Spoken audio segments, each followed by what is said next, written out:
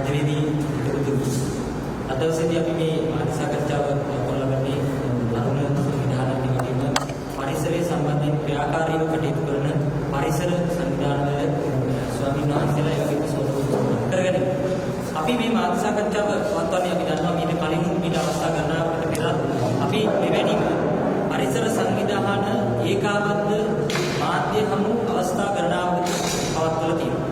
මේ මාධ්‍ය හමුවලදී අපි කොහොම නිශ්චිතව පහුගිය කාලයක් තිස්සේ ඒ කියන්නේ පැවති ආණ්ඩු පවතින ආණ්ඩු මෙරටේ පරිසරය මෙරටේ ජනතාවට අයිති සදාසීමාවට අයිතිය තියෙන පරිසරය ලාභ ලැබීම සඳහා අමුයේ විනාශ කරන ආකාරය සම්බන්ධයෙන් අපි ගාව තියෙන තොරතුරු අපිට ලැබුණු තොරතුරු ඉදිරිපත් කරන්න කටයුතු කරනවා. ඒ වගේම තමයි මේ පරිසර විනාශය වහාම නවත්තන්න නැතිනම් මේ වෙද්දී ලෝක මට්ටමින් මිනිසාට ජීවත් වීමට නොහැකි තත්ත්වයක් නිර්මාණය වෙමින් යන මේ පෘථිවිය තුල ඒ ඛේද වාචකයේ තවත් ගොදුරක් බවට අපි ජීවත් වෙන රටත් පත් වෙනවා කියන කාරණය සම්බන්ධයෙන් අපි අවස්ථා ගණනාවකදී අපේ දැනුවත් කිරීම ඒ වගේ මේ සිද්ධ වෙන ක්‍රියාවන් වලට අපේ විරෝධය පළ කිරීම පහුගිය කාලයක් තිස්සේ සිදු කරමින් පවතිනවා. දැන් අපි දන්නවා දැන් මෙරටේ ජනාධිපතිවරයා ගෝඨාභය රාජපක්ෂ මහත්මයා හිටපු ආරක්ෂක ලේකම්වරයා දැන් ජනාධිපතිවරයා බවට පත් වෙලා ඉන්නවා පහුගිය නොවැම්බර් මාසෙදී. ඒ වගේම තමයි මේ වෙද්දී මෙරටේ ජනතාවගෙන් 3/2කට ආසන්න ප්‍රමාණයක බලයක් සහිත ආණ්ඩුවක් පත් වෙලා තියෙනවා.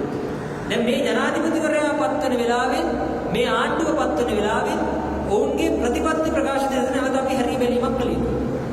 ඒ රට හදන ගෝඨාභය රාජපක්ෂගේ රට හදන සෞභාග්‍යයේ දැක්ම ප්‍රතිපත්ති ප්‍රකාශයේ බොහොම පැහැදිලි පරිච්ඡේදයක් තිබුණා පරිසරය සම්බන්ධ. දැන් මේ දේශපාලඥයෝ ඡන්දය ඉල්ලන වෙලාවට පරිසරයේ සම්බන්ධයෙන් පොරොන්දු දෙන්න සිද්ධ වෙලා තියෙන්නේ ඇයි? ඒ තරමටම අපි තේරුම් ගන්න ඕනේ තමයි ඒකෙන්. ඒ තරමටම අපි ජීවත් වෙන මේ පුංචි රටේ පරිසරයේ ඉතාම දරුණු විදිහට විනාශයටපත් වෙලා තියෙනවා. ඒ නිසා තමයි දේශපාලඥයන්ට සිද්ධ වෙලා තියෙන්නේ Tamanගේ මැතිවරණ ප්‍රතිපත්තිය ඇතුලේ මැතිවරණ ප්‍රකාශයන් ඇතුලේ පොරොන්දු. ඒ ප්‍රතිපත්ති වලට අතරම පොරොන්දු. ඒ පොරොන්දු ඇතුලේ පරිසරය රකින්නවා කියලා වාක්‍ය එකතු කරන්න වෙලා තියෙන නිසා. හැබැයි අපි දන්නවා මේ අවුරුදු ගාණක් තිස්සේ පරිසරය පිළිබඳ යම් හෝ සංවේදීතාවයක් තිබුණු කෙනෙක් නම් පරිසරය ආරක්ෂා කළ යුතුයි කියලා කවුරු හරි හිතුවනම් මේකට අපි මේ අපේ ජීවත් වීම සඳහා මේ පරිසරය අත්‍යවශ්‍ය දෙයක් කියලා කවුරු හරි හිතුවනම් ඒ සියලු දෙනාට දකින්න බලන්න හම්බෙච්ච දේවල් අහන්න හම්බෙච්ච දේ තමයි විදෙන් මෙරටේ පරිසර පද්ධතිය වනාන්තර පද්ධතිය ජලය පස ඉඩම් සදාසීම මේ සියලු දෙනා ක්‍රමක්‍රමයෙන් විනාශ මුඛයට යනවා තමයි අපිට බලන්න හම්බෙන්නේ. දැන් ලක්ෂ 69ක් ඡන්දගත ජනාධිපතිවරයෙක් ඉන්නවා. ඒ වගේම තමයි 3/2 බලයක් ගත්ත ආණ්ඩුවක් ඉන්නවා. දැන් මේ බලය හම්බුනේ මොකටද? මේ බලය හම්බුනේ මිනිස්සුන්ගේ තියෙන අයිතීන් එකින් එක කපලා දාන්න නෙවෙයි. හැබැයි පරිසරය සම්බන්ධයෙන් සෞභාග්‍යයේ දැක්ම ප්‍රතිපත්ති ප්‍රකාශයේ තියෙනවා මෙරටේ වනගහනයේ 130කින් වැඩි කරනවා. හැබැයි දැන් මොකද වෙලා තියෙන්නේ? දැන් වෙලා තියෙන්නේ අපි දැක්කා පළවෙනියට ගෙනාවු වැඩක් තමයි 5000ක චක්‍රලේඛ අහෝසි කරන්නේ. මෙරටේ අවශේෂ වනාන්තර පද්ධතීන් ආරක්ෂාව සඳහා ගෙනාවු 5000ක චක්‍රලේඛ අහෝසි කිරීම සඳහා වෙච්ච කැබිනට් මණ්ඩලයක මේ ආණ්ඩුව පත් වෙන්නත් කලින් නැත්තේ. يعني මේ මැතිවරණයට කලින් තමයි මේ යෝජනාව කැබිනට් මණ්ඩලයට ගෙනාවේ. ප්‍රශ්නේ තියෙන්නේ කැබිනට් මණ්ඩලයට ගෙනාවු යෝජනාව අවශේෂ වනාන්තර වාණිජ භෝග බගාවන සඳහා නිදහස් කරන්න 5000ක චක්‍රලේඛ අහෝසි කරන මේ වනාන්තර පද්ධති ප්‍රාදේශීය ලේකම්වරු යටතට පත් කරන්න ගෙනාවු යෝජනාව ආණ්ඩුවේ ක්‍රියාත්මක කරගන්න බැරි වුණා. ඇයි ඒ? පරිසර වේදීන් ශනිකව ක්‍රියාත්මක වුණා. විරෝධය පළ කළා. සමාජ මාධ්‍ය තුල ඒකට ලොකු විරෝධයක් ආවා. ජනතාව පාර වහින්න ඇස් කළා. පරිසර වේදීන් ඕන දෙයක් කරලා මේක නවත්තන්න සූදානම් වෙන්නේ. ආණ්ඩුවට 5000ක චක්‍රලේඛ අහෝසි කරගන්න බැරි වුණා. හැබැයි දැන් මොකද කරන්නේ? දැන් මේ විනය හදනවා කියපු ජනාධිපති, නීතිය අකුරට රකින්නවා කියපු ජනාධිපති තමන්ට ඕන ලාභ ගන්න වැඩේ කරගන්න පරිසරය විනාශ කරන්න නීතිය බල්ලට දාලා තියෙන්නේ. විනය බල්ලට දාලා තියෙන්නේ. දැන් 5000ක චක්‍රලේඛ තියෙද්දි දැන් අන්න මේ ඉඩම් අවශේෂ වනාන්තර සතුව තියෙන ඉඩම් වගා කටයුතු සඳහා නිදහස් කරනවා. මේ වනාන්තර පද්ධති නිදහස් කරගන්න පුළුවන් ඒවා මොනවද කියලා ලේඛනගත කරලා එවන්න කියලා මැතිවරණයට කලින් ප්‍රාදේශීය ලේකම්වරුන්ට ලිපියක්. දැන් අපි හඳුනන තියෙන චක්‍රලේඛ අහෝසි කරන්නේ නැතුව ඒ නීතිය බල්ලට දාලා මේ කරන වැඩියට. දැන් මෙතෙන්දී අපි කියන්නේ බොහොම පැහැදිලිව සිංහරාජ පාරක් කපන එක ගැන අපි කතා කරාම ඒකේ මෙතන බොහොම පැහැදිලිව අපි කියන්න ඕන මෙතන පටලා ගන්න කාරණේ කියන්නේ මේ ඇත්ත ප්‍රශ්නේ යට ගහන්න උඩට ගේන ප්‍රශ්නයක් තියෙනවා. දැන් අපි ගොවීන්ට ඉඩම් දෙන එකට අපි විරුද්ධද? ගොවීන්ගේ ඉඩම් අයිතිය වෙනුවෙන් සටන් කරත් අපි තමයි. ගොවීන්ට ඉඩම් ටික දෙන්න බහුජාතික සමාගම් වලට දෙන්නේ නැතුව කියලා ඒකට සටන් කරත් මේ ඉන්න සංවිධානයම තමයි. එහෙනම් අපි විරුද්ධද හේන් ගොවියට කරගෙන යන්න අර මේ ඉඩම් නිදහස් කරන එකට අපි විරුද්ධද? ප්‍රශ්නේ තියෙන්නේ අපි ඒකට විරුද්ධ නෑ. හැබැයි දැන් ආණ්ඩුව රට වටේ හේන් වවන්න කියනවා. ඉඩම් දෙන්න රට වටේ හේන් වවන්න කියනවා. ඒක පුදුම කැක්කමක් ඇවිල්ලා හේන් ගොවියගේ. හේන් ගොවියට ඇත්තටම වගා කරන්න තිබුණ ඉඩම් ටිකට මොකද කරේ? ඩෝල්ලක් ඩයකට කේල් වවන්න දුන්නා. ඉඩම් ගොවියට ඇත්තටම තිබුණ ඉඩම් ටික. පැල්ලහෙරේ ඉඩම් ටික බහුජාතික සමාගම් වලට විකුණන්න සැලසුම් හදලා ගොවියෝ එකට බාරට බහිද්දී විදේශීය සංචාරකයන්ට බාධා වනසේ මාර්ගය අවහිර කිරීම කියලා ඒ ගොවියන්ව කුදලගෙන කියලා හිරේ දැම්මා. ඔන්න ආණ්ඩුව වෙන්නේ. ඒ නිසා මෙතන කොහොම පැහැදිලිව කියන්න ඕන ගොවීන්ට මේ සුල්ත තමන්ගේ හේන් ගොවිතැන කරනවා. ලංකාවේ හේන් ගොවිතැන කරන්න කියන්නේ අද ඊයේ පටන් ගත්ත එකක් නෙවෙයි. කැලෑ ප්‍රදේශ වලට වනාන්තර වලට කිසිදු හානියක් නොවෙන්න ලෙස අපේ ගම්වල හිටපු අම්මලා තාත්තලා සීයලා හේන් ගොවිතැන කරා. ඒක එදත් එහෙම කරා. ඒක අදත් එහෙම කරන්න පුළුවන්. ප්‍රශ්නේ තියෙන්නේ දැන් ආණ්ඩුව ඇවිල්ලා කාටද මේ ඉඩම් නිදහස් කරලා දෙන්න හදන්නේ? අපි කියනවා මේ සංදර්ශනයේ දිහා බලාගෙන ඉඳලා ඕනනම් අපිට ඔට්ටු අල්ලන්න පුළුවන්. ඊළඟට මේ ඉඩම් වල අයිතිය තියෙන කාටද කියලා. මහා පරිමාණ බහුජාතික සමාගම් මේ හේන් ගොවිතැන්ට දීපු ඉඩම් ටික පැහැර ගන්නවා. මේ අපේ ඇස් පන අපිට ඕනනම් බලාගෙන ඉන්න පුළුවන්. අපි මතු කරන්නේ මේ ප්‍රශ්නේ.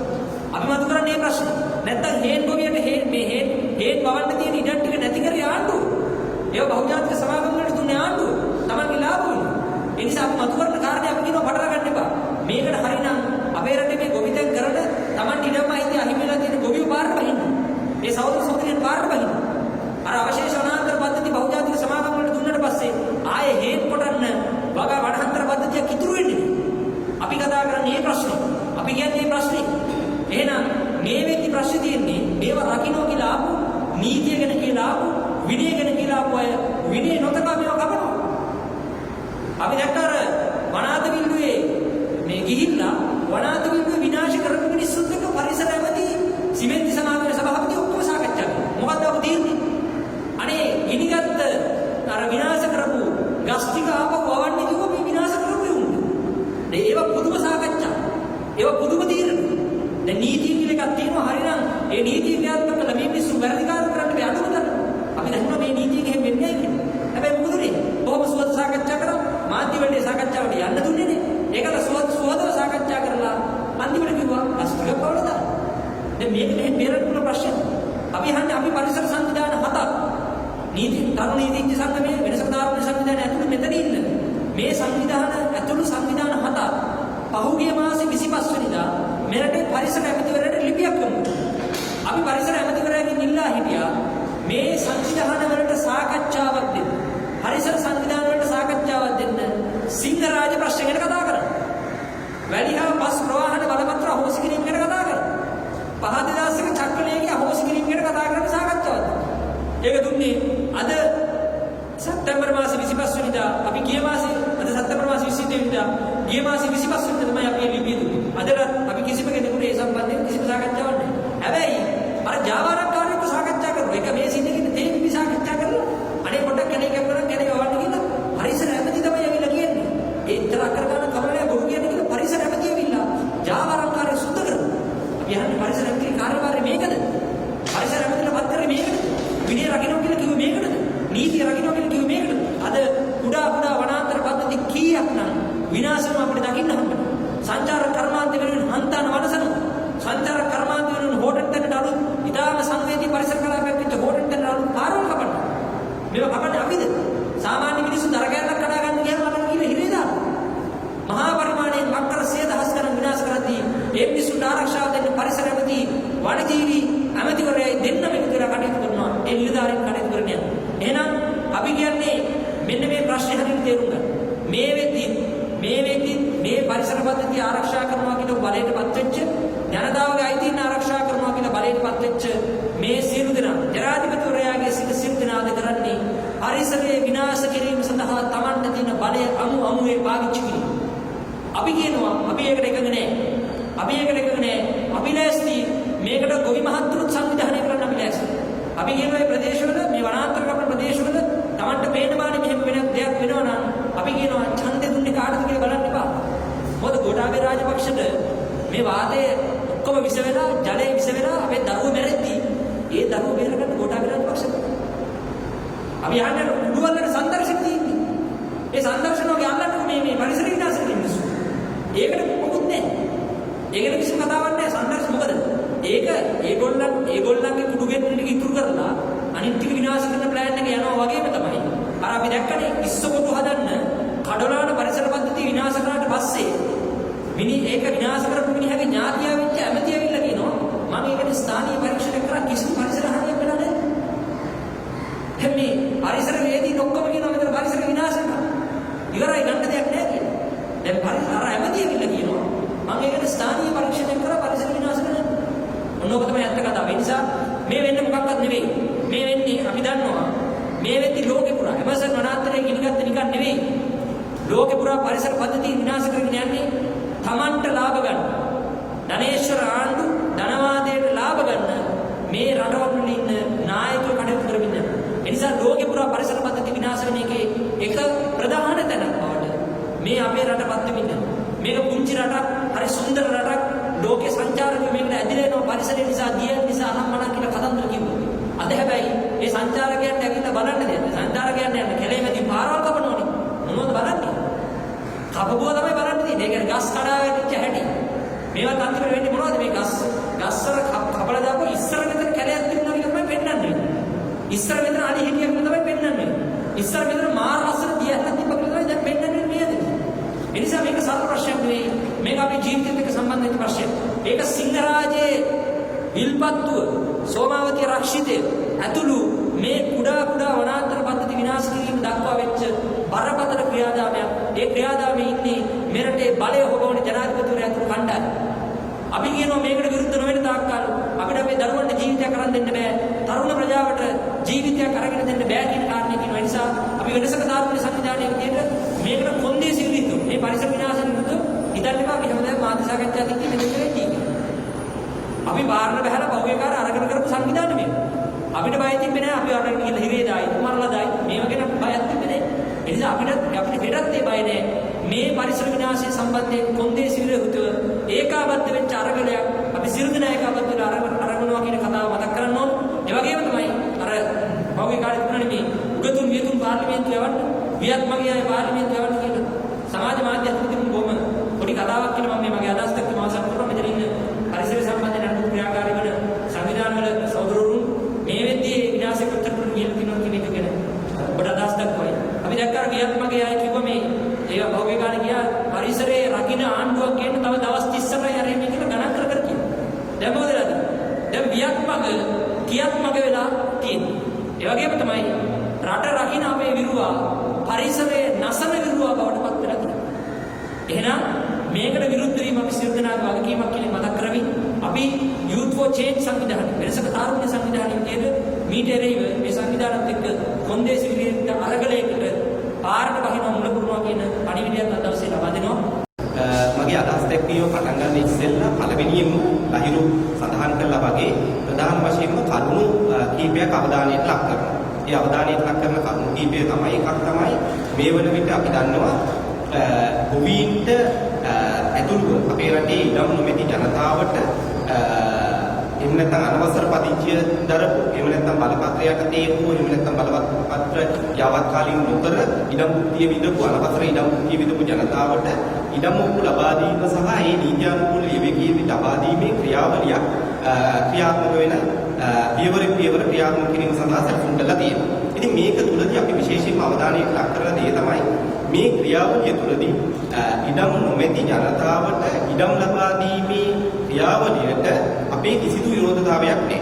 මොකද ඒක ඊටාම පැහැදිලිව සඳහන් කරන්න ඕනේ. මොකද අපි පෞද්ගලික කාලේ පුරාම පෙනී හිටපු දේ තමයි අපේ රටේ සුළු පරිමාණ කුවියට, සුළු පරිමාණ දීවරය, සුළු පරිමාණ සත්ව නිෂ්පාදනයේ නිරත වෙච්ච අය, එහෙම නැත්නම් සුළු පරිමාණ වෙනත් කර්මාන්තවල නිරත වෙච්ච ජනතාව ලොකු පීඩනයකට ලක් වෙලා හිටිය පෞද්ගලික කාලේ පුරාම ඔවුන්ට නිසි පරිදි මේ භූමියට තියෙන හිමිකාරීත්වය නොමැති වීමේ ප්‍රතිඵලයක් විදියට. ඉතින් මේක අපි විශේෂයෙන්ම අවධානයට ලක් කරපු දේ තමයි මේ ජනතාවට නිවැරදි පරිදි ඒ භූමියට තියෙන අයිතිය තහවුරු කරන්න ඒ ජනතාවට ඒ භූමිය අහිමි කරලා වෙනත් ක්‍රියාවලීන් වලට මේ ඉඩම් ලබා දීමේ ක්‍රියාවලිය ක්‍රියාත්මක කරන්න එපයි කියලා අපි පැහැදිලිවම සඳහන් කරනවා. එතකොට අද අදහස් දැක්වීමේදී අපි මේ මතයේ ප්‍රධාන වශයෙන් ඉන්නවා වගේම ඒක තමයි අපේ ප්‍රධාන කාරණය.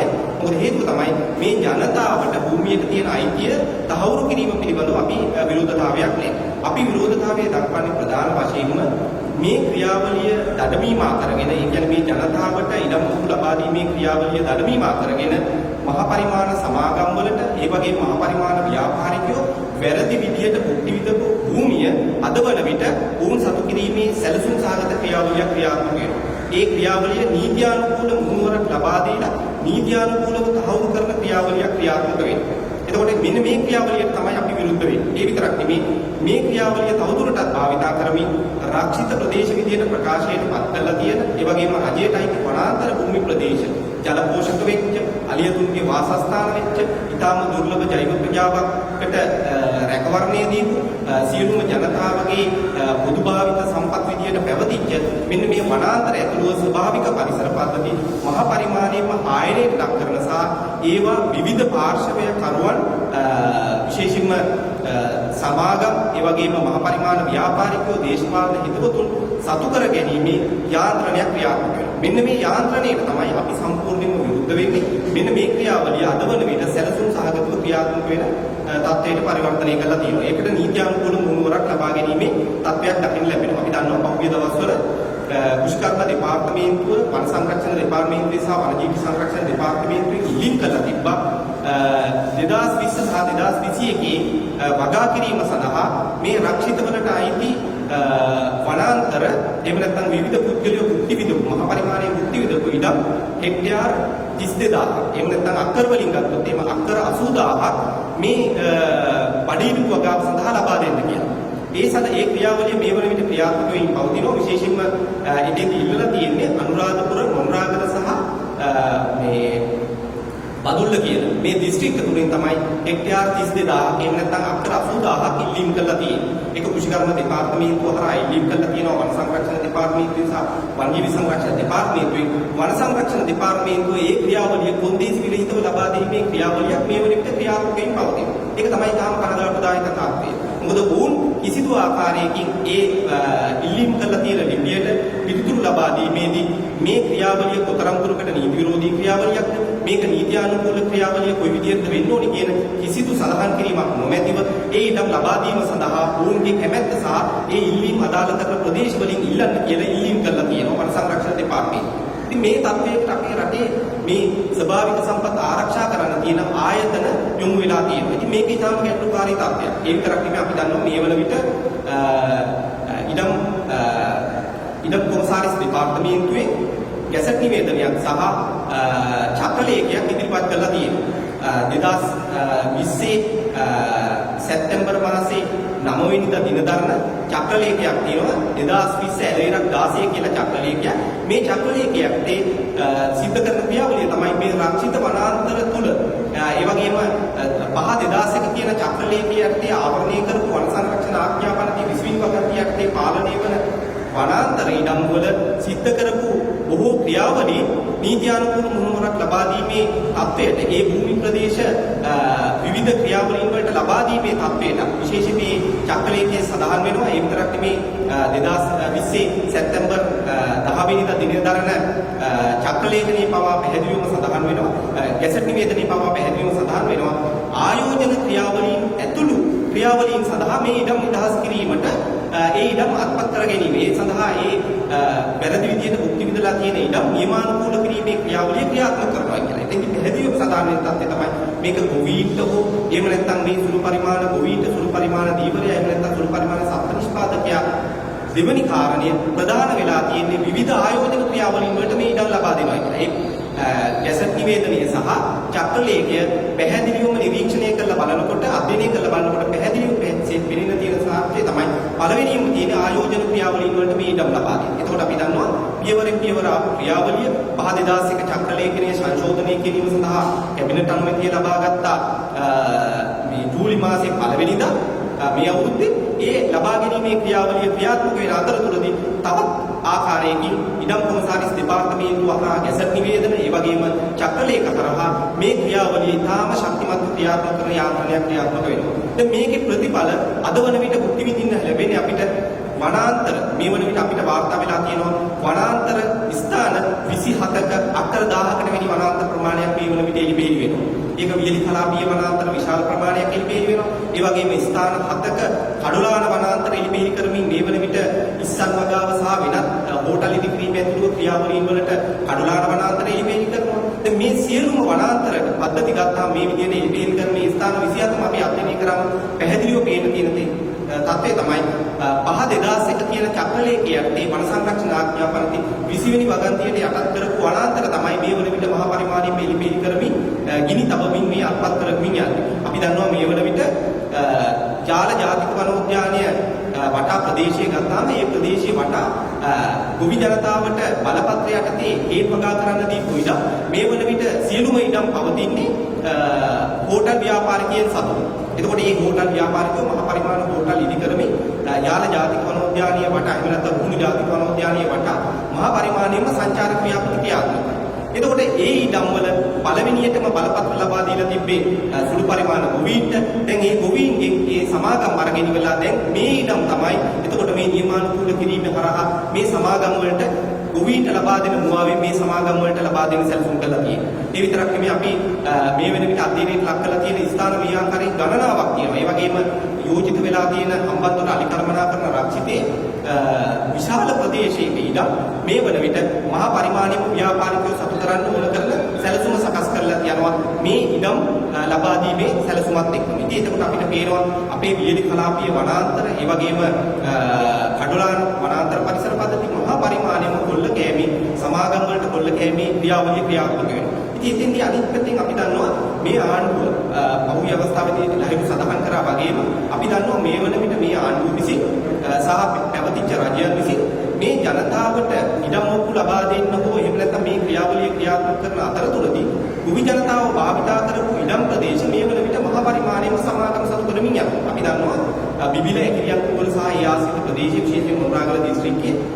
ඉඩම් අතර 62500ක් මේ වන විට මහා පරිමාණයෙන්ම ගොවි ජනතාව පාවිච්චි කරපු හේන් වගාවන විදියට පාවිච්චි කරපු ඉඩම් පළවෙනිදී උත්සාහ දරුවා ගැසල් වෙන්චර්ස් කියන සිංගප්පූරු සමාගමකට ලබා දෙන්න මේ වන විට ඒක IMS හෝල්ඩින් කියන සමාගමකට ලබා දෙන්න සූදානම් වෙනවා. මේ වන විට ඒ ගොවි ජනතාව බලපත්‍රය යටතේ භුක්ති විඳපු ඉඩම් ප්‍රදේශ වලින් ඒ ගොවි ජනතාව බලහත්කාරයෙන් ඉවත් කරලා ඉවර වෙලා සන්තකය ආපහු පවරා ගැනීමේ නඩු පවා යොමු කරලා ඒ ජනතාව ඒ ගොවි ජනතාව ඉවත් කරලා ඒ ඉඩම් ටික සමාගම් සතු කරන්න හදනවා. එතකොට එක පැත්තකින් මේ ජනතාවට ඉඩම් ලබා දෙනවයි කියලා උපු ලබා දෙනවයි කියලා උපු ලබා දෙන්න හදනවා. අනිත් පැත්තෙන් ඒ ජනතාව පාවිච්චි කරන ඉඩම් ටික කොල්ල කාලා ඒවා සමාගම් සතු කරන්න යනවා. ඒ විතරක් නෙමෙයි අපි දන්නවා තව විවිධ ප්‍රදේශවල විශේෂයෙන්ම මහවැලි කලාපවල තියෙන ඉඩම් මේ වන විට මහා පරිමාණයෙන් ගොවි ජනතාවට ලබා දීමේ ක්‍රියාවලිය සම්පූර්ණයෙන්ම නතර කරලා මහා පරිමාණ සමාගම් වලට ලබා දෙනවා. ඒ වගේම ක්‍රිකට් ක්‍රීඩකයන් ඉඩම් ක්‍රීඩ ක්‍රීඩකයන්ට පවා ලබා දීලා තියෙනවා මේ ඉඩම් ප්‍රදේශ. මහා පරිමාණයෙන් අක්කර 50 අක්කර 100 අක්කර 250 බැගින් විවිධ ආකාරයෙන් ලබා දීලා තියෙනවා. එතකොට මේ ජනතාවට ලබා දෙන්න තියෙන ඉඩම් ජනතාවේ ප්‍රදේශවලදී ඉඩම් අයිතියක් නොමැතිව හුල්ලමින් ඉඳිද්දී ඒ කලාපවල තියෙන ඉඩම් සමාගම් සතු කරනවා. ඒ විතරක් නෙමෙයි මේ වන විට සෝමාවතිය ජාතික වනෝද්‍යානයේ ආශ්‍රිත පිටලා තියෙන කන්දපාඩු ප්‍රදේශයේ පිටලා තියෙන ඉඩම් අක්කර 8500ක් මේ වන විට සමාගම් වලට ලබා දෙන්න සූදානම් වෙලා තියෙනවා. මේ ඉස්සෙල්ලා ඩෝල් සමාගම් වලට ලබා දුන්න හෙක්ටයාර 11 අක්කර 11500ක් ඒක ලොකු බලපෑමක් කළා පරිසරවේදී විදියට අපි බලපෑමක් කළා තමයි මේ ක්‍රියාවලිය සම්පූර්ණයෙන්ම නතර කරේ. ඒ ඉඩම් වලින් අක්කර 8500ක් නැවත වරක් සමාගම් වලට ලබා දෙන්න සැලසුම් කරලා තියෙනවා. ඒ විතරක් නෙමෙයි ගොවි ජනතාව භාවිතා කරන මේ වන විට පැල්වත්ත ප්‍රදේශයේ ගොවි ජනතාව භාවිතා කරන අක්කර 7000ක් තමයි මේ වන විට මේ ගොවි ජනතාවට භාවිතා කරන්න තියෙන අයිතිය නැති කළා පැල්වත්ත සමාගමට ලබා දෙන්න සමාගමට ලබා දෙන්න දැන් මේ වන විට ක්‍රියාත්මක වෙමින් පවතී.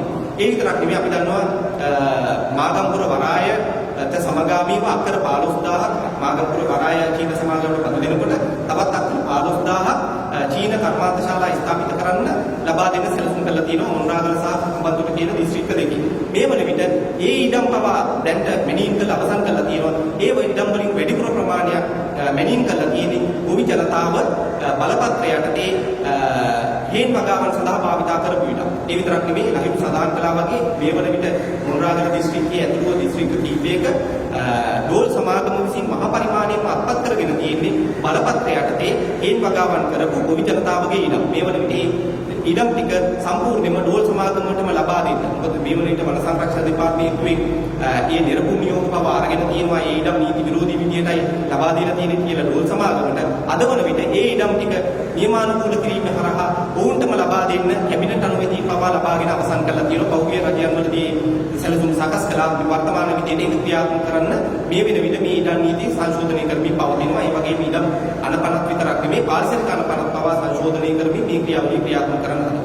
එතකොට ඊටාම පැහැදිලිව අපිට පේන්න තියෙනවා අද වන විට සැලසුම් සහගතව විශේෂයෙන්ම ජලාශවල ජලපෝෂක ප්‍රදේශ, වැව් ඇතුළුව ජලමාර්ගවල ජලපෝෂක ප්‍රදේශ, අලියතුන්ගේ වාසස්ථාන, ඒ වගේම රක්ෂිත ප්‍රදේශ වලට යාවෙලා තියෙන රක්ෂිත ප්‍රදේශ එකිනෙකට සම්බන්ධ කරන වනාන්තර පරිසර පද්ධති මහා පරිමාණයෙන් විනාශ කරමින් අලිමිනිස්කටම වර්ධනය කරන, ඒ විතරක් නෙමෙයි අපි දන්නවා ජලාර්බුද ඇති කරන කාර්යගුණික දේශගුණික විපර්යාස වර්ධනය කරන, ඒ වගේම කෘෂි කර්මාන්තයේ නිරත වෙන ජනතාව සහ දීවර කර්මාන්තයේ නිරත වෙන ජනතාව මහා පරිමාණයෙන්ම අගාධයට ඇදලා දාන සැලසුම් සාගත ක්‍රියාවලියක් ක්‍රියාත්මක වෙනවා. ඉතින් මේ ක්‍රියාවලිය මේ ආකාරයෙන් ක්‍රියාත්මක කරොත් එම විශාල හානිකර තත්ත්වයක් ඇති වෙනවා. ඒ හින්දා අපි විශේෂයෙන්ම අවධානය ලක් කරන්නේ මේ ආකාරයෙන් වැරදි විදියට ඉඩම් අපභාවිතා කරන ක්‍රියාවලිය ක්‍රියාත්මක කරන්න එපා. 13 වෙනි විවස්ථා සංශෝධනයට අනුව ඉඩම් කොමිසමක් පත් කරලා නිවැරදි පරිදි ඉඩම් ප්‍රතිපත්තියක් ඇති කරලා ඒ මත ජනතාවගේ ඉඩම් අයිතිය සහ රක්ෂිත ප්‍රදේශවල සුරක්ෂිතතාවය ඇති කරන යාන්ත්‍රණයක් ක්‍රියාත්මක කරන්න. එහෙම නැති වුණොත් එහෙම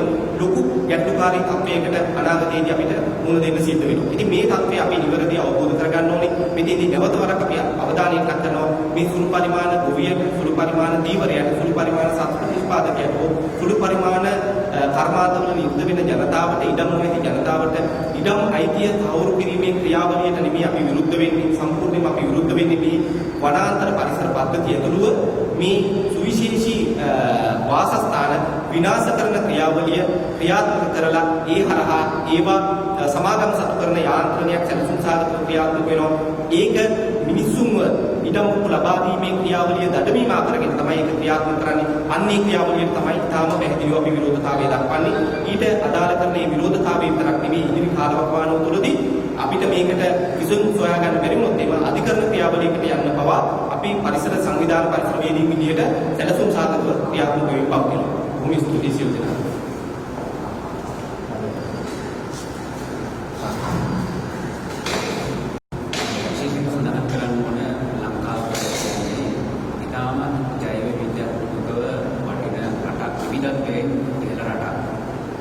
ඒ වගේම ජීවාධාරක පද්ධතිය ගත්තත් ඉතාම සුවිශේෂී රටක්.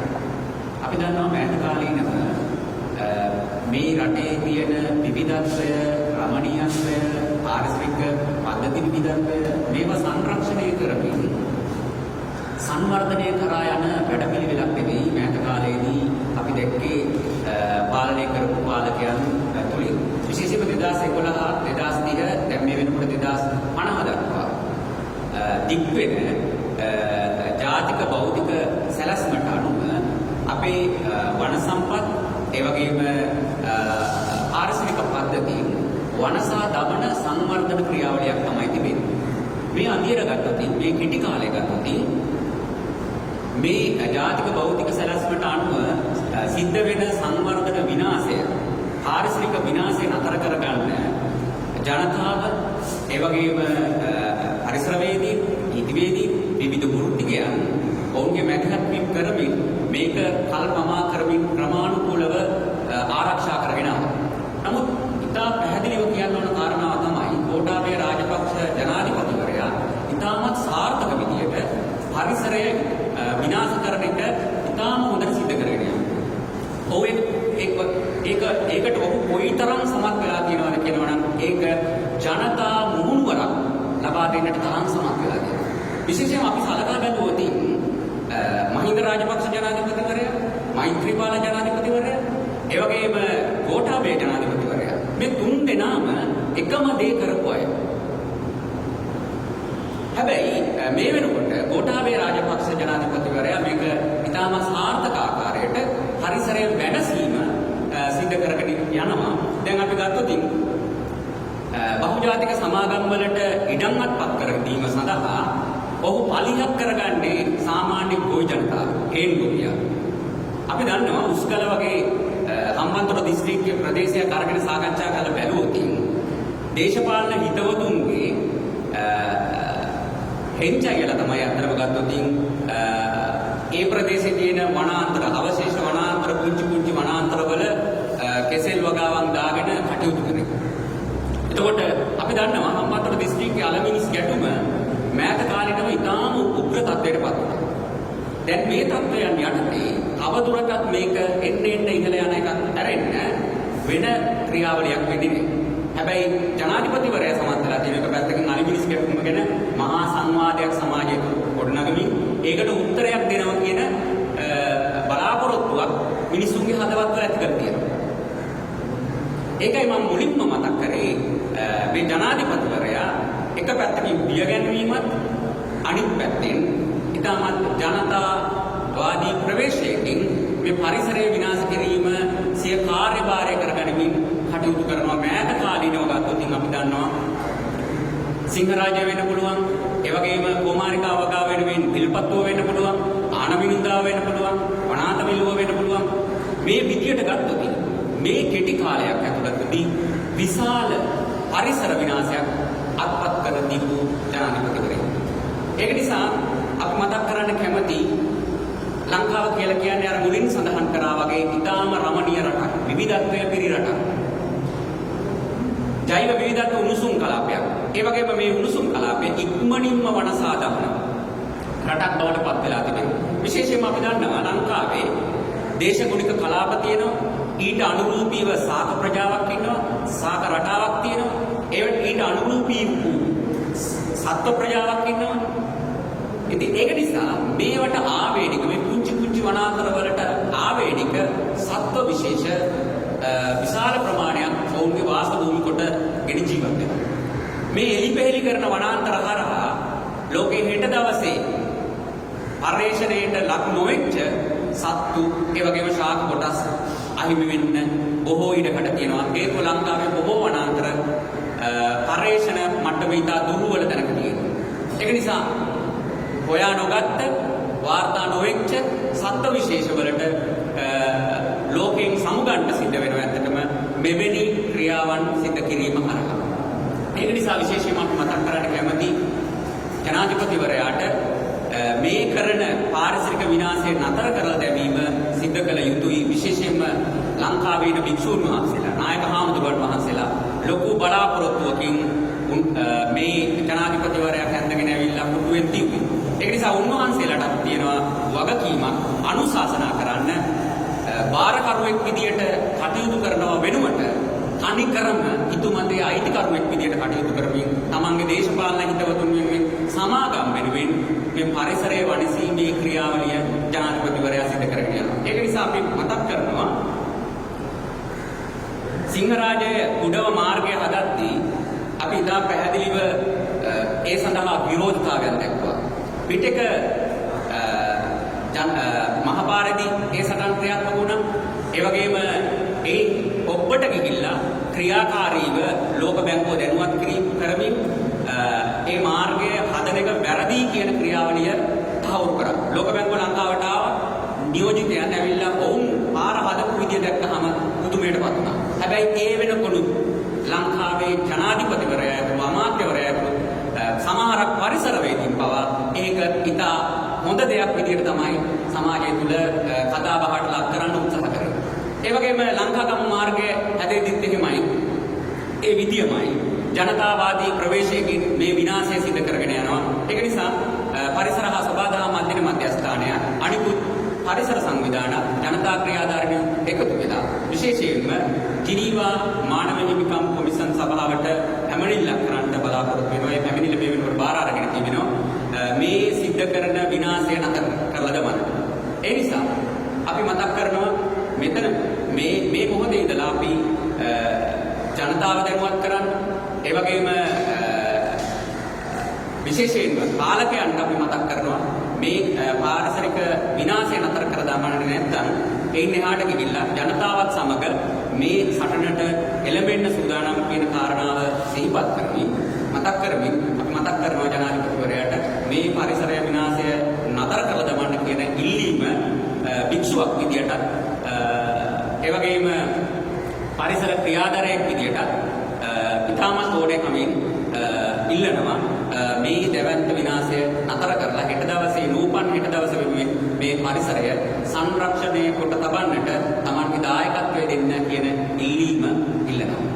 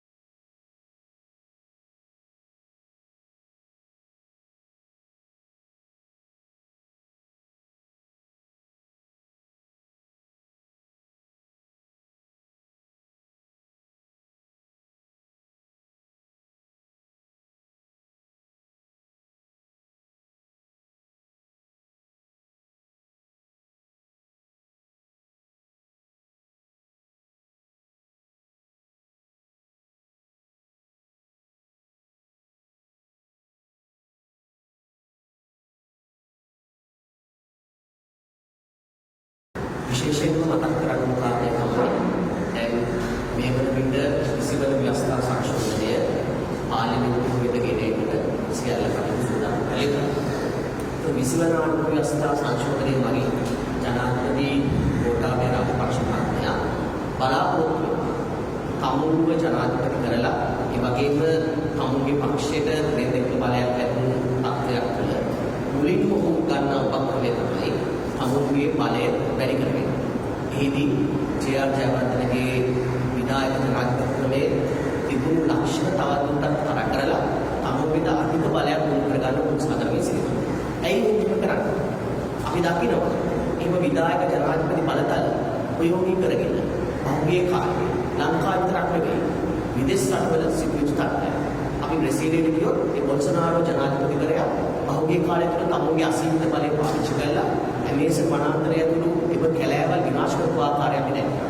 ඒ වගේ අපේ රටේ ගත්තොත් පහුගිය කාලේ පුරාවටත් දැක්කා ඒ විධායක බලය පාවිච්චි කරලා කොහොමද පරිසරය කියන දේ උන්ට සිදුවෙන්නේ. දැන් මේ මොහොතේ අපි මුණ දීලා තියෙන අභියෝගය තමයි ආණ්ඩුව ව්‍යවස්ථාවක් අන්තිම හඳුන්වා දීමට පවා යෝජනා පැමිණෙමින් තිබෙනවා. ඒකේ අන්තිම ආණ්ඩුව ව්‍යවස්ථාවක් හඳුන්වා දීමට ප්‍රථම ජනාධිපතිවරයාගේ ඇත්ත අභිමතාර්ථය පෙන්වන්න කරපු ස්ථානය තමයි විශ්ව ව්‍යවස්ථා සංශෝධනය. ඒතර අපේ දැන් පවතින ආණ්ඩුව ව්‍යවස්ථාව අපි ගමු. පළවෙනි පවතින ආණ්ඩුව ව්‍යවස්ථාවේ 24 වගන්තියේ සම්පූර්ණ වෙලා තිබෙනවා. මේ පරිසරය ප්‍රවර්ධනය කරලා ආරක්ෂා කිරීම ආණ්ඩුවක රජයේ යුතුයකමක් වශයෙන් තමයි සඳහන් කරන්නේ. ඇත්තටම ලෝකයේ ගෝලීය වශයෙන් දැන් මුහුණ දීලා තියෙන ප්‍රශ්නේ ලංකාව ගෝලීය වශයෙන් මුහුණ දීලා තියෙන ප්‍රශ්නේ ගත්තම අප මෙතනින් එහාට පියවරක් තිබුණු තත්ත්වයක් තමයි මුළු ලෝකෙම තිබෙන්නේ. උදාහරණයක් විදිහට පාරිසරික විපර්යාසවල මුලින්ම බලපෑම් ඇතිව රටක් බවට ලංකාව පත් වෙලා ඉන්නවා. ඒ වගේම ගෝලීය උෂ්ණත්වය වැඩි වෙනකොට මුලින්ම ගිලී විනාශ වීමේ තත්ත්වයට මුහුණ දෙන දුප්පතක් බවට ලංකාව පත් වෙලා ඉන්නවා. එවන් තත්ත්වයක් තුළ ජනතාව අපේක්ෂා කරන්නේ නැත්නම් ඉදිරි අනාගත පරම්පරාව වෙනුවෙන් අවශ්‍ය වන නීති මේ ප්‍රතිපාදනය පාත් කියලා අපි හිතුවොත් මේ ආණ්ඩුව ව්‍යවස්ථාවේ දැන් යුතුයකමක් බවට පත් වෙලා තියෙන දේ එතනින් ඉවත් කළා ජලය වාතය පරිසරය තිබෙන අයිතිවාසිකම් මූලික මිනිස් අයිතිවාසිකම් අත්දැක සුරක්ෂණය කරන්න ඕන තැනක වගකීම් දෙන කපසිරි. නමුත් සිදුවෙමින් තිබෙන්නේ ආණ්ඩුව ව්‍යවස්ථාව වගේ එකකින් වැඩි දුරටත් මේ පරිසරය ආරක්ෂණය කියන එක මූලික මිනිස් අයිතිවාසිකමක් කරනව වෙනුවට මේ ආණ්ඩුව ව්‍යවස්ථාවේ යටතේ තිබෙන යම් නීතිමත් සංරක්ෂණය කරලා තියෙන පණක් පවා අමෝගෙන් උල්ලංඝනය කරනවා.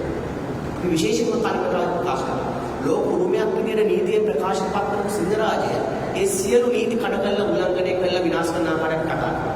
ඒ වගේම රම්සා සම්මුතිය මගින් ආරක්ෂණය කරපු ඒ ජලජ බිම් විනාශ කරන ආකාරය අපි දැක්කා. එතකොට මේ තිබෙන නීති පද්ධතිය ප්‍රතිපත්ති බව උල්ලංඝනය කරමින් පරිසරය විනාශ කරන තත්ත්වයකට පත් වෙන තත්ත්වයක් තුළ ආණ්ඩුව ව්‍යවස්ථාවක් පිළිබඳව මේ විදිහට කතා බහ අපි පැහැදිලිව ප්‍රකාශ කරනවා. තවදුරටත් පරිසරය විනාශ කරන්න පරිසරය සම්බන්ධ තියෙන කුමන හෝ සම්මුතියක් තිබෙනවා නම් කුමන හෝ යුතුයකමක් තිබෙනවා නම් එයත් හකුලා දමන්න තමයි ඉදිරියේදී සියලු ව්‍යවස්ථා සංශෝධන නීතියෙන් කියන එක අපිට තාමත් පැහැදිලිව කියනවා. දැන් උදාහරණයක් විදිහට ගත්තොත් පහුගිය කාලය තුළ පරිසරවේදී නැත්නම් පරිසරයේ වෙනුවෙන් සටන් කරපු අය පවා රවට්ටපු ආකාරයක් අපි දැක්කා පෝට් සිටියේ ඉදිවන අවස්ථාවේදී එවකට පැවති ආණ්ඩුව 2015 මැතිවරණයට කලින් නිශ්චිත පොරොන්දුවක් දුන්නා පෝට් සිටි ව්‍යාපෘතිය නතර කරනවා කියලා. පස්සේ අපි ගන්න මොකක්ද කරන්නේ? ඕකරේ ව්‍යාපෘතිය ඉදිරියට පවත්වාගෙන ගිහිල්ලා දැවැන්ත පාරිසරික හානියක් සිදු කරන ගමන් පෝට් සිටි භූමිය මුහුද ගොඩ කළා රටේ තියෙන කඳු කඩලා විනාශ කළේ පරිසර පද්ධති විනාශ කළා සාගරය විනාශ කළා පෝට් සිටිය කියලා ගස් හිටවනවා හරිත කලාපයක්. ඒක තමයි විදිහ. දැන් පෝට් සිටියේ ඉඳලා දැල්ලවත්ත දක්වා සාගරේ පුරවන්නේ. සාගරේ පුරවලා මිනිසුන්ට විනෝද වෙන්න විනෝද මධ්‍යස්ථාන පිටි කරන්න පටන් ගන්නවා. ඒක මේ පරිසරය විනාශ කරලා විනෝද මධ්‍යස්ථාන හදන්නේ මොකටද? දැන් විනෝද මධ්‍යස්ථාන තමයි අද තියෙන ආර්ථික තත්ත්වය තුළ ටවර් එකට ගිහිල්ලා එල්ෆින්ස්ටන් එකට ගිහිල්ලා නැත්නම් විහාර මහදිනයකට ගිහිල්ලා තමුන්ගේ පඩියෙන් ජීවත් වෙන්න බැරි මිනිස්සු තමුන්ගේ දරුවට ඒ වගේ තැනකට ගිහිල්ලා විවේකයක් ඇතුව විනෝදය දෙන්න බැරි මිනිස්සු ඉදිරියේදී ඔය සාගරේ ගොඩ කළා නිර්මාණය වෙන ඒ මහා තැන්වලට ගිහිල්ලා තමුන්ගේ පඩිය විදන් කළා විනෝද වෙන්න පුළුවන් තත්ත්වයක නෙවෙයි. ඒක තමයි යථාර්ථය. පෝට් සිටි හෝ වේවා මේ පරිසරය විනාශ කරමින් ඉදිකට හැම දෙයක් බහුතරයක් සාමාන්‍ය ජනතාව වෙනුවෙන් නෙවෙයි. ඒක ජාවාරම්කාරයන්ට, ධනපතියන්ට, තමුන්ගේ මුදල් වියදම් කරන්න, තමුන්ගේ විනෝද වෙන්න තියෙන දේවල්. බහුතරයක් ජනතාවට තියෙන දේවල් තමයි. බහුතරයක් ජනතාවට රටේ ලක්ෂ 25ක් වෙච්ච ගොවියන්ට තියෙන දේ මොකක්ද? ඉඩම් ටික වගා කරලා සොච්චමක් කරන් ජීවත් වෙන එක. ඒ ඉඩම් ටික නැති කරනවා. ඒ ඉඩම් ටික නැති කළා මේ මූද පුරවල විනෝද ස්ථාන සමාජ ශාලා. ඒ වගේම දීවරයට මූද නැති කරනවා. ඕච්චිටි වගේ එකක් නිසා කලාවට දක්වා දීවරයට තමයි ජීවිකාව අහිමි තත්ත්වයකට පත් වෙලා. දැන් වල්ලවත්ත දක්වා මේක පුරවද්දී ඔවුන් හඳුනාගෙන තිබෙනවා මේ දීවර පවුල් සියල්ලට මේ තීරුවේ ඉන්න තමුන්ගෙන කියවන්නේ. මේ දීවරයන්ගේ පවුල් වලට කවදාවත් ඔය වැල්ලවත්ත දක්වා පිරෙවුවට පස්සේ ඒ වේ කියලා විනෝද වෙන්න මේ සමාජ ශාලාවල ඉන්න අවස්ථාවක් හම්බෙන්නේ නැහැ. ඒතර සාමාන්‍ය ජනතාවට තියෙන නිදහස, ඒ විවේකය, ආදාය මාර්ග සියල්ල හකුරන ගමන් වරප්‍රසාදිත පිරිසක් වෙනුවෙන් පරිසරය ඇතුළු සියල්ල විනාශ වෙන තැන තමයි මේ ක්‍රියාවලිය, මේ ආර්ථික ප්‍රතිපත්තිය ගෙනියන්න තමයි ඉස්සරහට 20 වෙනි දශක සංශෝධන වෙන සංශෝධන ගෙල්ලා තමුන්ගේ බලය තර කර ගන්න මේ අය උත්සාහ කරනවා. ඉතාමත් පැහැදිලි මේ ක්‍රමවේදය තවදුරටත් ඉදිරියට යන්නට මේ රටේ අනාගත පරම්පරාවට, මේ රටේ මිනිස්සුන්ට ජීවත් වීමේ අයිතිය, හුස්ම ගැනීමේ අයිතිය මේ සියල්ල අහිමි වෙන නියමිතයි. එතනදී අපිට තියෙන අභියෝගය තමයි මේ නීතිමය රාමු වලින් ආවරණය කරගෙන තවදුරටත් මේ පරිසර විනාශය ඉදිරියට කරගෙන ගිහිල්ලා තව වසර 10ක් 15ක් ගෝඨාභය ජනාධිපතිවරයා හෝ ඔහුගේ ප්‍රතිපත්ති හෝ මේ රටේ ක්‍රියාත්මක වුණොත් මේ ආකාරයට අපි නිශ්චිතව දන්නවා මේ රටේ තව අවුරුදු 15කින් 20කින් එන මේ මතු පරම්පරාවට තමුන්ගේ ජීවත් වීම අභියෝගයෙන් ලක් වෙලා තියෙනවා. අපි දැක්ක පහුගිය කාලේ තාප්පුවල චිත්‍රයක තරුණයෝ තමුන්ගේ ඇත්ත අභිමතාර්ථය ඉදිරිපත් කරා. ඔවුන් අපි දැක්ක කඩුවෙල චිත්‍රයක් තිබෙනවා. මහා සේල් කියලා අතේ බෝඩ් එකක් අරගෙන යම් කෙනෙක් ඇවිල්ලා බිමක් සමතලා කරලා එක්කෙනෙක් ගස් කන චාරුපයක් තිබෙනවා පාටුන එකක් ආකාරයට. මේවයි තරුණ පරම්පරාව ඉදිරිපත් කරේ මේ පරිසරයේ තියෙන විකුණන්න නෙවෙයි පරිසරයේ තියෙන ආරක්ෂා කරන්න ඒ සඳහා පෙළ ගැහෙන කෙනෙක් ඉල්ලීම තමයි පහුගිය කාලේ කරේ. ඒ වගේම පහුගිය කාලේ අපි දැක්කා මිනිස්සුන්ගේ අභිමතාර්ථුනේ මොකක්ද කියලා. මිනිස්සුන්ගේ අභිමතාර්ථුනේ මේ නව පාලනයන් ඇවිල්ලා පරිසරය ආරක්ෂා කළා. ඒ වගේම අනිත් පැත්තෙන් ගත්තොත් පංචාකාරයන්ට පරිසරය දූෂණය කරන අයට, ඒ වගේම විවිධාකාරයේ වෙනත් පංචා දූෂණයට හවු වෙන අයට දඩුවම් දීලා මේ සමාජය වඩා යහපත් සමාජයක් කරයි කියන කාරණා. හැබැයි ඒ සියල්ල ගිහිල්ලා අපි දන්නවා කලින් කිව්වා වගේම මේ පිටට වැලිජාවාර වන හරහා විශේෂයෙන් සෝමාවතිය වනෝද්‍යානයේට පිටාර මහවැලිගඟ පිටාර ගැනීම නතර වෙලා ඒ හරහා ඒ වනෝද්‍යානයේ ඇතුළු තුල ජලය රැඳෙන්නේ නැතුව ඒ ශාක සත්ත්ව ප්‍රජාවන් විනාශ වෙන්න ආරම්භ වෙලා තියෙනවා. එතකොට මහවැලියේ ඒ කලාපේ වැලි ගොඩනැවීම සඳහා සහ ඒ වැලි ප්‍රවාහනය කිරීම සඳහා බලපත්‍ර එක රැයින් අහෝසි කළා ඒ වැලි කන්දරා මේ ඊනියා ව්‍යාපෘති සඳහා ගේනවා කියලා ඕන් පිඹුරුපත් යනවා. එතකොට ඒකේ අනිවාර්ය ප්‍රතිඵල විදිහට ඒ පරිසර පද්ධතිය දැන් අහිමි වෙලා තියෙනවා. ඒ වගේම අපි දැක්කා පෞද්ගලික කාර්ය ජනමාධ්‍යවේදීලා නිශ්චිතව කියන නිර්ධාරයෙන් ගෙරෙලා ඕගොල්ලන්ට මේ ඉස්ස කොටු වවනවා අනිත් වැලි ගන්නවා කියලා චෝදනා එල්ල වෙනවා මේ එක චෝදනා වලට මුහුණ දෙන්න ඔබ සූදානම් වෙන්න ඕනේ. ඒ නිසා සංවර්ධන ව්‍යාපෘති කරන්න පුළුවන් දැන් හඳුනාගෙන ඒවා කියන්න ඒවෙන් සංවර්ධන ව්‍යාපෘති ආරම්භ කරන සඳහා විකුණන්ගෙන යෝජනා කරා. ඔහු මේ නොකිය කියන්නේ මොකද්ද? ඒ නිලධාරීන් ඔහු කියනවා මේ රටේ පරිසර පද්ධති හඳුනාගෙන ඉදිරියේදී ඔහු නීතියක් දෙන්න බවට ඉඟියක් දක්වනවා. ඒ හඳුනාගත්ත දැන් විකුණන්න පුළුවන් මේ විකුණන අවස්ථාවකදී ඒවා අභියෝග ලක් කරන්න බැරි විදිහට නීති පද්ධති සකස් වෙනවා. ඒක අපි දන්නවා පහුගිය කාලේ මේ පරිසර පද්ධතින් විකුණු පරිසර පද්ධතින් සියල්ල සංවේදී පරිසර පද්ධති. ඒ අනුව මේ අභියෝගයේ හරහා ඔහු කියනවා පැහැදිලිවම මේ පරිසර පද්ධතින් විකුණන්න පුළුවන් විදිහට සකස් කරන්න කියන කාරණා. ඒ වගේම අපි දැක්කා ඉතා සංවිධානාත්මක සිංහරාජකීය අවස්ථාවේදී පරිසර වේදින්න චෝදනා නගනවා ත්‍රස්තවාදීන් කියලා. තමුන්ගේ පිටපතකට අනුව මේ මොකක්ද උත්සාහ කරන්නේ? අපි දන්නවා බ්‍රසීලිය වගේ රටවල පහුගිය කාලේ 2000 3000 පමණ පරිසර වේදීන් ඝාතනය වෙන තත්ත්වයකට පත් වෙලා තිබෙනවා. එවන් පසුබිමක් සකස් කරගෙන සිටිනවා. ඔවුන්ගේ මේ ක්‍රියාවලියට බාධා පමුණුවන පරිසර වේදීන්ට ලේබල් ගහලා ත්‍රස්තවාදීන් කියලා පහුගිය කාලේ අපි දැක්කා ත්‍රස්තවාදී ලේබලේ ගහලා මාධ්‍ය වේදීන් අසරණ මිනිස්සු ඒ වගේම මානවික ක්‍රියාකාරීන් ඝාතනය කරපු පතුහඬ තත්ත්වය. ඒ තත්ත්වය ඉදිරියේදී උද්ගත වීමේ අවධානමක් තිබෙනවා. ඒ නිසා මේ ක්‍රියාවලිය පැහැදිලිව පරාජය කරන්න ඕනේ. මේ ක්‍රියාවලිය පරාජය කරන්න නම් අර පහුගිය කාලේ ඇත්තටම පරිසරයට ආදරේ විද්‍යවල සිටවම හදපු තරුණ පරම්පරාව ඇත්තටම පරිසරයට ආදරේ පාරට බහැපු ජනතාව ඇත්තටම පරිසරයට ආදරේ උසාවියට ගිය ජනතාවට අපි ආරාධනා කරනවා දැන් තමයි ඇත්ත අභියෝගයක් ඇතිලා තියෙන්නේ ලාංකීය මට්ටමින් සහ ගෝලීය මට්ටමින් මේ ඇත්ත අභියෝගයට අපි මුහුණ දෙන්න ඕනේ. මේ ඇත්ත අභියෝගයට වයස් සීමාවකින් තොරව මේ අභියෝගයක් බාර ගන්න ඕනේ. බාර අරගෙන මොකද මේ අභියෝගයක් බාරගන්නේ? මේ පාලකයෝ තව අවුරුදු 10ක් 15ක් ඉඳලා යයි. නමුත් අපි දන්නවා 1978ට කලින් ඒ පාලකයෝ කරපු ජාතිවාදී මෙහෙයුම් නිසා පසුව 78න් පස්සේ ඉපදුණු පරම්පරාව තමයි හමුදාවට ගිහිල්ලා නැත්නම් වෙනත් දේවල් වලට ගිහලා තමුන්ගේ ජීවිත වලින් වන්දි ගියේ. එතකොට එදා ගත්ත ඒ අතීත ඒ ලේච්ඡ තීරණ හින්දා තමයි පසු සමාජයේ පරම්පරාවට වන්දි ගන්න සිදුවේ. අද මේ විරුව විදියට පාලනය අරන් ඉන්න තමුන් විරුවන් ලෙස ප්‍රකාශ කරන මේ පාලනය කරන මේ අය තව අවුරුදු 5කින් 6කින් තමුන්ගේ ජීවිතය අවසන් වෙලා යයි.